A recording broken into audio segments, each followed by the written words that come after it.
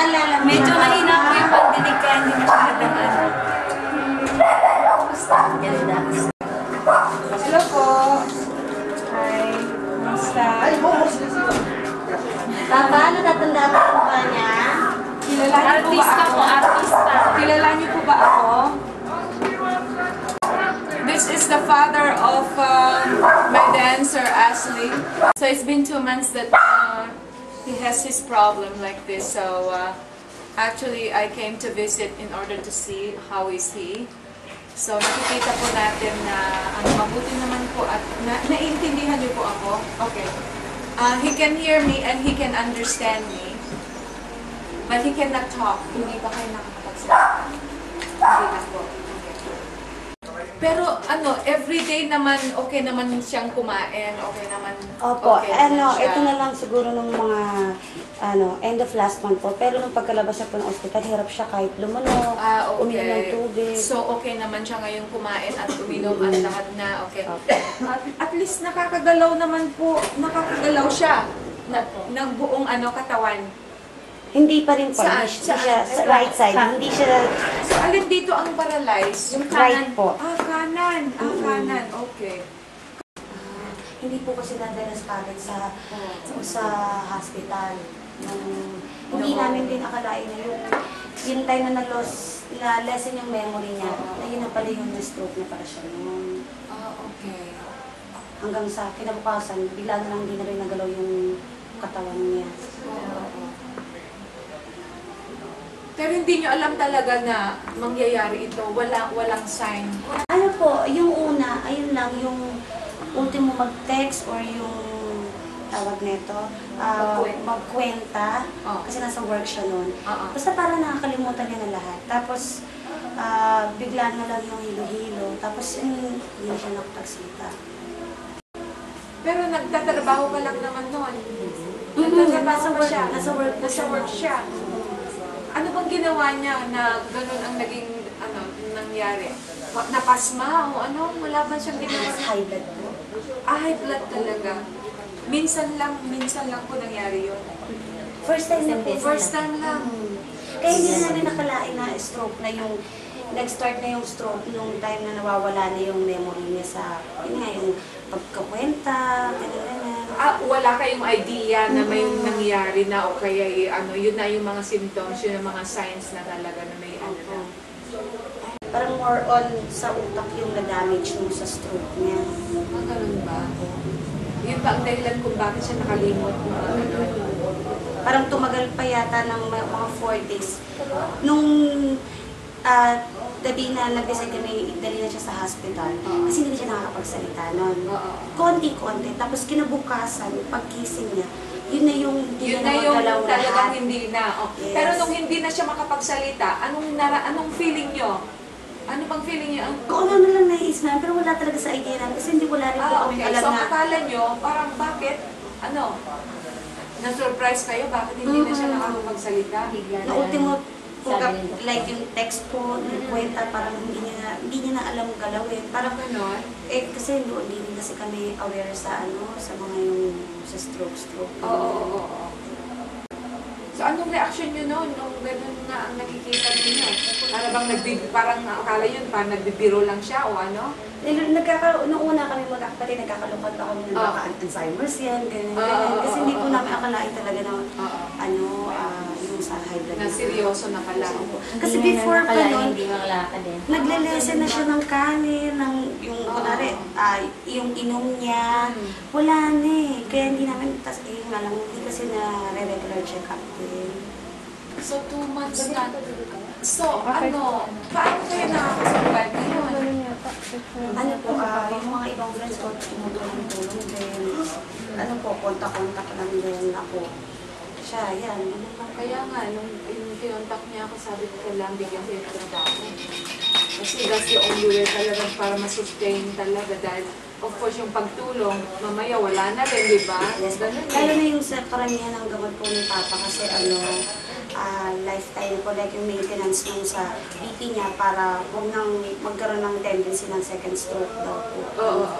Yun yung talagang mabigat, yung maintenance yung sa dugo. Meron po po, yung kasi nagsayaw din po ako sa may Dancer ka rin? Opo. Dancer ka rin? Oo, Dati sabi po. mo niya. Ano po, sa munisipyo, nakakakuha lang before. Pero once or twice lang yata nagbigay ng gold after. Hindi naman natin pwedeng, uy, asuhin ko, hindi mo pwede.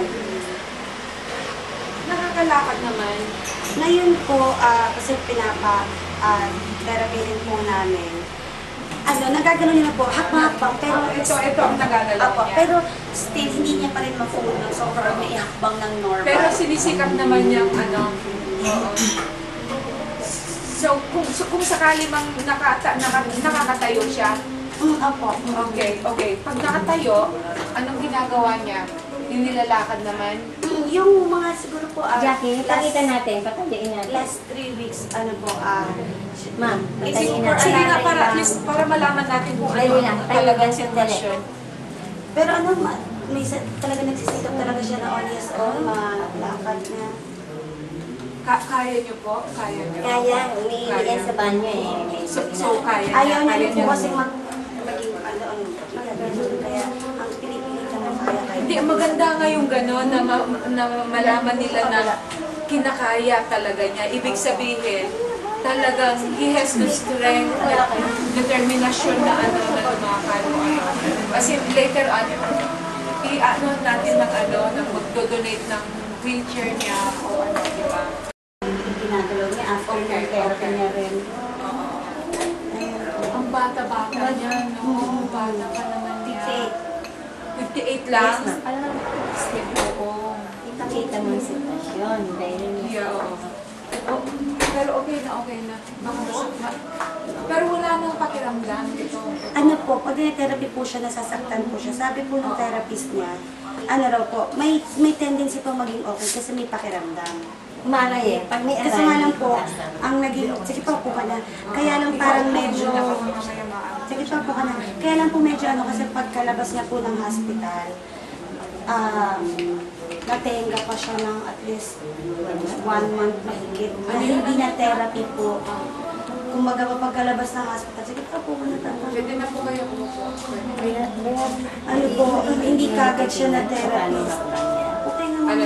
Hindi po siya kagad na therapy kasi pagkalabas po ng hospital. Kaya po, parang nanigas na rin yung ibang nerves gano'n. So anong kailangan niyang Anong kailangan? Wheelchair o ano? Maganda yung niya, at least positive siya. Positive. Pag mag-isa, ako na rin nanonood ng mga bala ganyan sa salakan kaya kanta-kanta. Kahit na, nakakapagsalita siya ng puro N lang lahat yung lumalabas. Minsan natatawa kami na pinipilit niya magsalita, pero iba pa rin, N pa rin yung lumalabas, gano'n. Ano po, yung baston talaga. Yun sa therapy rin po kasi yung session lang, yung ibang nakausap ko po. Ano yung ginagawa sa therapy? Parang minamassage po Yes. yung Reflex kung tawagin eh. Okay. Yes. So minamassage Iba daw siya. yung kilot, iba yung masahe. Okay. Nire-reflect siya yung parang nerve. Okay. So ano naman ang sabi? May pag-asa pang bumalik. Opo. Okay. Nakikita ko naman talagang may determination, pinipilit naman niya, which is good. Positive ang mind niya.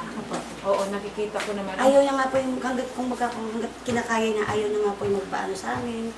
That's good. Kasi kahit po nung hindi pa po siya na-stroke, ang ugali po talaga niya, kahit na nilalagnat siya, nagtatrabaho parang naman. Hindi niya hinihigaan, dinaramdam. Kaya alam din namin na yung sitwasyon niya na ayaw niya rin yan. Kaya ginagawa niya rin yung best niya. Si Papa talaga ever since master cutter. Okay, master cutter na. Pero later, naging nag-drive siya. Tailoring? Yes, tailoring po. Well, you've just seen the situation of Mr. Augusto Busano. Please extend some help. For those who would like to give some donation, please go to www.mysticacharityfoundation.org and please extend some support. This family really needs your help. And of course, if somebody's going to donate a wheelchair or some financial help as well, you're going to be featured and you're going to be acknowledged at my program called Better Globe with a Better Cause. And that's going to be in the future at NBN Channel 4. Once again, thank you very much. And this is Mystica, the founder and president of Mystica Charity Foundation.org. And of course, I'm the managing director of Better Globe Marketing Philippines Incorporated. I'll see you again, guys. Thank you.